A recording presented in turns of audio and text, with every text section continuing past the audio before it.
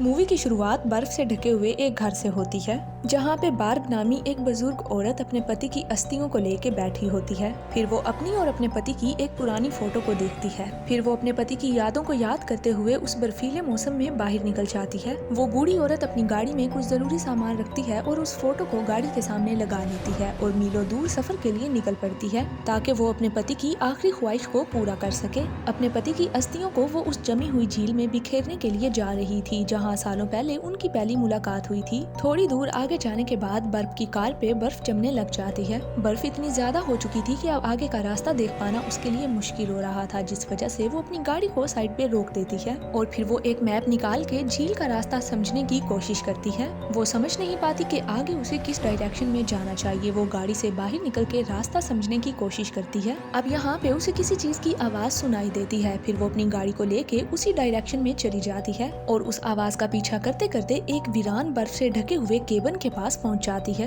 वहाँ पे उसे एक बूढ़ा आदमी लकड़ी काटते हुए नजर आता है। जब वो थोड़ा आगे बढ़ती है तो उसे बर्फ पे पड़ा हुआ खून दिखाई देता है। वो बूढ़ा आदमी बार्ब को अचानक से देख के चौंक जाता है। बार्ब उसे कहती है, मुझे माफ करना, मेरा इरादा तुम्हें डराने का नहीं था। बार्ब उसे कहती है कि मैं बस तुमसे झील का रास्ता पूछना चाहती थी। बूढ़ा आदमी बताता है कि झील इस पहाड़ी के उस पार है। बार्ब उसको थैंक यू बोलती है और उससे पूछती है कि क्या तुम ठीक हो, यहाँ पे खून पड़ा है। बूढ़ा आदमी बताता है कि ये खून हिरन का है। बार्ब उसे कहती है, ठीक है, तुम अपना ख्याल रखना। इसके बाद वो वहाँ से चली जाती है। वो बर्फ से ढके हुए उन रास्तों से गुजर के आखिरकार उस झील तक पहुँच जाती है। वही झील जहाँ पे उसके और उसके पति की पहली मुलाकात हुई थी। ये लम्हा उसके लिए काफी तकलीफ दे था। झील के किनारे खड़े होके उसकी आंखों से आंसू आने लग जाते हैं। फिर वो अपने गुजरे हुए लम्हात को याद करती है, जब वो अपने पति के साथ झील के इस किनारे पे आया करती थी। वो दोनों झील के इस किनारे पे बैठ के फिशिंग करते थे और काफी लंबी लंबी बातें करते थे। उनकी सारी दुनिया इसी झील के साथ बसती थी, लेकिन अब उसकी वो सारी दुनिया इस झील की ठंडी खामोशी में सिमट चुकी थी।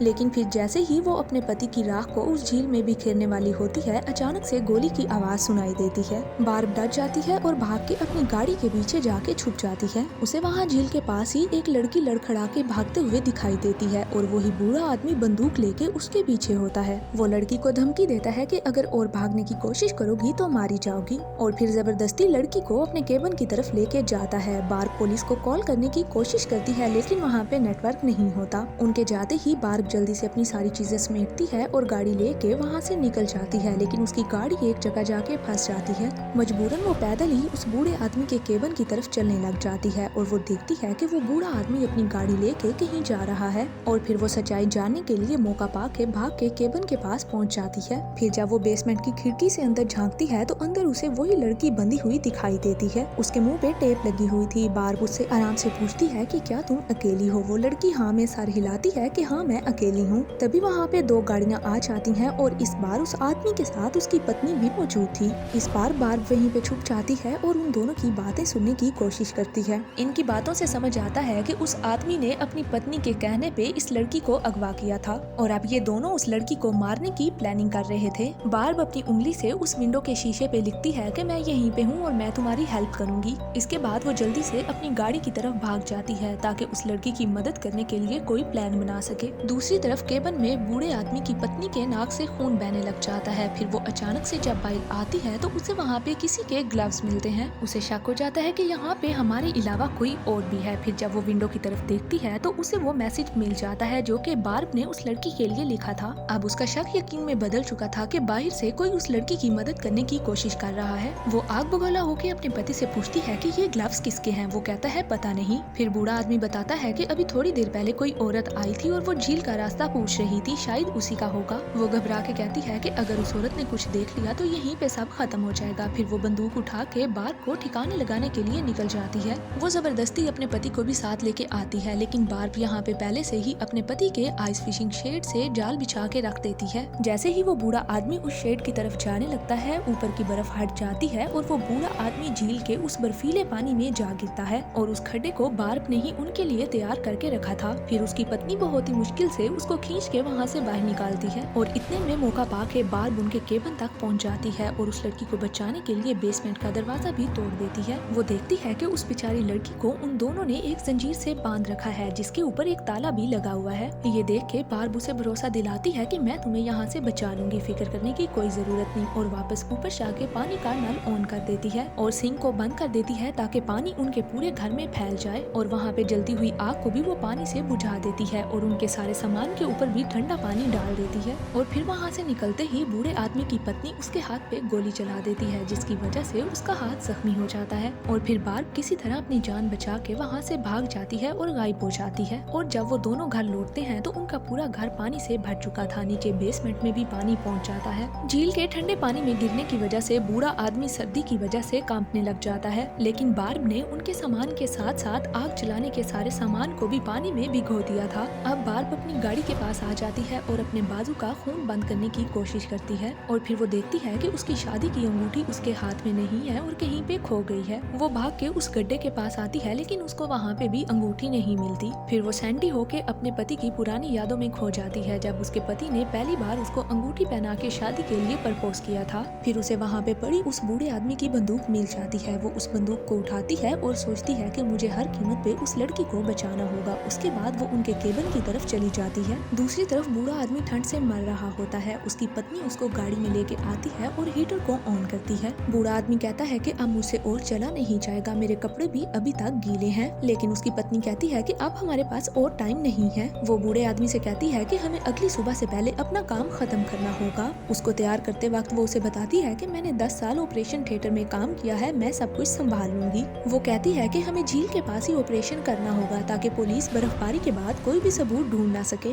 वो कहती है कि हम अपना काम खत्म होने के बाद बार्ब को भी मार देंगे। इसके बाद वो बेसमेंट में जाती है और उस लड़की को धमका के अपनी गाड़ी में बिठाती है। फिर बूढ़ा आदमी अचानक से घबरा जाता है। वो देखता है कि उसकी बंदूक गायब है। वो अपनी पत्नी को बताता है तो उसकी पत्नी गुस्से में आके उसको ही थप्पड़ दे मारती है और उसे कहती है कि सारा सामान लेके झील के पास जल्दी पहुंचो, और खुद उस लड़की को अपनी कार में लेके वो वहाँ से निकल जाती है। वो बूढ़ा आदमी इतने भारी भरकम सामान को किसी तरह खींचता हुआ झील तक पहुँचता है। बूढ़ा आदमी अपना काम शुरू कर देता है ताकि जब उसकी पत्नी उस लड़की को लेके वहाँ पे पहुँचे तो वो लोग अपना काम कर सकें। बार्ब दूरबीन से देखती है और मौका पाके फिर से वो उस लड़की को बचाने के लिए केबिन में आ पहुँचती है, लेकिन लड़की उसे नीचे बेसमेंट में नहीं मिलती। फिर वो वहाँ पे रखे गए औजारों से अपने हाथ में लगी गोली को निकाल लेती है और फिर वो किसी तरह हिम्मत करके अपने जख्म को खुद ही सी लेती है। फिर वो बाहर आके गाड़ी का शीशा तोड़ती है और किसी तरह पुलिस से मदद लेती है और बताती है कि यहाँ पे 2 लोग हैं जिन्होंने एक लड़की को किडनैप करके रखा हुआ है। वो लड़की बहुत खतरे में है और मैं भी जख्मी हूँ। और फिर वो जगह की लोकेशन बताने की कोशिश करती है, लेकिन तभी बूढ़ा आदमी आ जाता है। बूढ़ा आदमी बार्ब पे हमला करके उसको मारने की कोशिश करता है। बचाव में बार्ब उसके पाँव पे कुल्हाड़ी मार देती है। बार्ब उस पे गन तान लेती है। फिर वो सच बोल देता है कि मेरी पत्नी बीमार है और उसने ये सब कुछ मेरे से जबरदस्ती करवाया है। उन्होंने उस लड़की को इसलिए चुना क्योंकि उस लड़की ने पहले अपनी जान लेने की कोशिश की है। बूढ़े आदमी को अपनी गलती का एहसास हो जाता है। वो रोते हुए बार्ब से कहता है कि मैं अब काफी बीमार हो गया हूँ, मुझे भी ठंड से बचने के लिए एक डॉक्टर की जरूरत है। वो बार्ब को उसकी अंगूठी भी लौटा देता है और बताता है कि ये अंगूठी मुझे केबिन में मिली थी। बार्ब को उस पे भरोसा आ जाता है। वो उसे कहती है कि तुम गाड़ी लेके पुलिस स्टेशन जाओ और जल्दी से पुलिस को भेजो। बार्ब उसे कहती है कि उसके बाद तुम हॉस्पिटल चले जाना। बूढ़ा आदमी उसकी बात मान लेता है और जाते वक्त उसे अपनी गन की कुछ गोलियां भी दे के जाता है। जाते वक्त उसको रास्ते में अपनी पत्नी मिल जाती है और चिल्ला के उससे कहती है कि तुमने वो जगह आखिर क्यों छोड़ी।